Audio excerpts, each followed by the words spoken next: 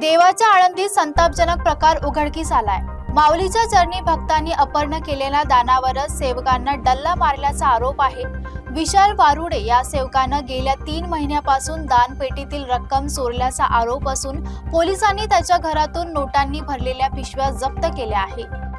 आळंदीत माऊलींच्या मंदिरात सेवा करणाऱ्या सेवेकरानं भक्तांच्या श्रद्धेवरच घाला घातल्याचा धक्कादायक प्रकार समोर आलाय। विशाल वारुळे असं या संशयित सेवेकऱ्याचं नाव असून गेल्या 3 महिन्यांपासून दानपेटीतील रकमेवर हातचाली करत त्यानं तब्बल 4.5 लाख रुपये लंपास केल्याचा आरोप आहे। पोलिसांनी संशय आल्याने त्याच्या घराची झडती घेतली असता 10, 20, 50 आणि 100 रुपयांच्या नोटांनी भरलेल्या पिशव्या जप्त करण्यात आल्यात। देवाच्या दारात सेवे करण्याऐवजी चोरी करणाऱ्या या प्रकारामुळे वारकरी संप्रदाय आणि भाविकांमध्ये संतापाची लाट उसळली आहे। या प्रकरणी पोलिसांकडून पुढील तपास सुरू आहे।